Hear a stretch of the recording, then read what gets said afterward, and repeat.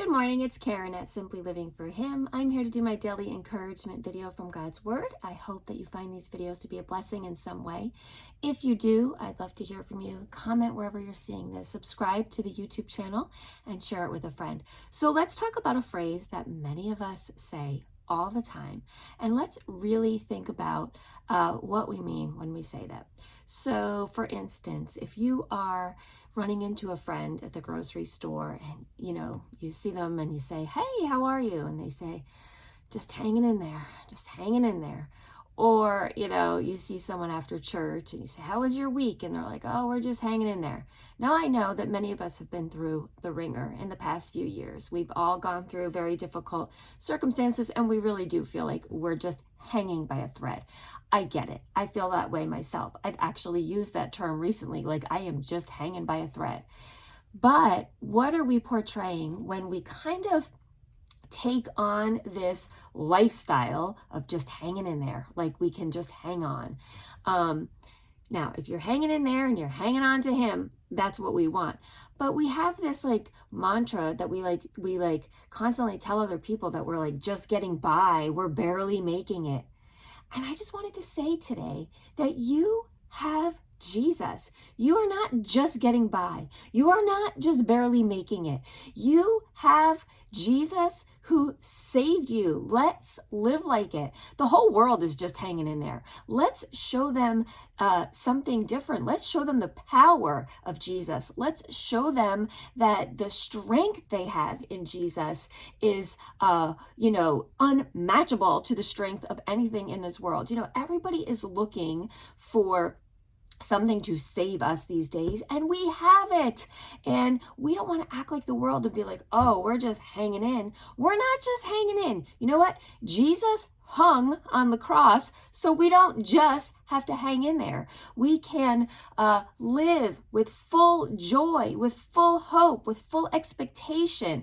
We can live beyond the circumstances of the day. And that is what we should be showing others. Nobody's gonna, be intrigued by our faith or ask us about Jesus if we're all looking like them, if we're all just hanging in like everybody else. But when people ask you, "How are you doing?" you can be like, "Great, I have the joy of the Lord. The joy of the Lord is my strength. I have Jesus." Now, I know when you're in the grocery store, it's probably going to feel a little uncomfortable. Somebody says, "How are you?" You're not going to be like, "Hey, I have the joy of the Lord." But your response matters, because they'll be drawn to the light of Christ. They'll be drawn to the strength you have. They'll be drawn to your joy. It says here in Philippians chapter 2. I absolutely love Philippians because I love to think about Paul writing the book of Philippians while imprisoned. And this is often referred to as his book of joy. And you know what? People saw the joy in him because it didn't matter the circumstances. Even in prison, he still had Jesus and he had the joy of the Lord. He talks about rejoicing over and over in this book. He says in chapter 2, starting in verse 14, "Do everything without complaining and arguing, so that no one can criticize you.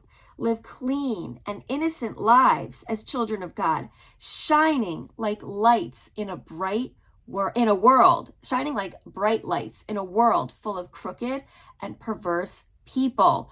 Hold firmly to the word of life. Then, on the day of Christ's return, I will be proud that I did not run the race in vain and that my work was not useless, but I will rejoice, even if I lose my life, pouring it out like a liquid offering to God, just like your faithful service is an offering to God. And I want all of you to share that joy. Yes, you should rejoice, and I will share your joy." Rejoice today, no matter what the circumstances, no matter what is happening around you. You can still have joy. Joy and grief can coexist. Joy can coexist with whatever your circumstances are today because you have the joy of the Lord. And that, kind of trumps everything, that overshadows all the circumstances, because you have that great hope. And what kind of message are we sharing with the world when people ask us how we are and we're like, oh, I'm just hanging in there. Oh, life is so hard. Oh, I'm so busy. Oh, I have this going on. Oh, I have that going on. They're not going to see the joy of the Lord like emanating out of you. And we want to show people that we handle things differently because we have Christ. Yes, circumstances are hard. Yes, we may feel crushed. Yes, we may have anxiety. Yes, we may be going through the worst year of our life. But if you have Jesus, that should be what others see, so that they could see him in your hard, in your struggle. And they're going to want that too. Isn't that what we want in life? Isn't that our end game of this world, is to share Jesus with the world? It's not for our own comfort. It's not for our ease. It's not for our own self. It's to build his kingdom.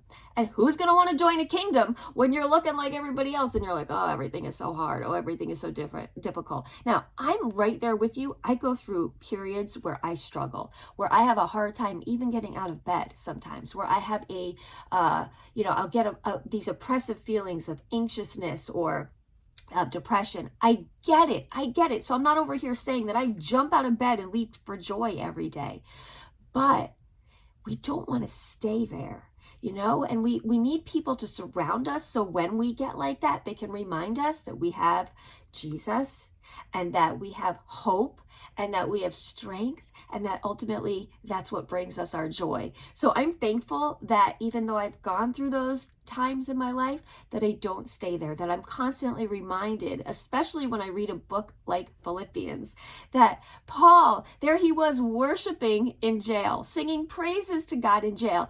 And what did people see when he sang praises? They saw that he was praising in the midst of this, and many believed because of that. If Paul was over there saying, woe is me, this is so hard, who's going to be stopped in their tracks and look at that?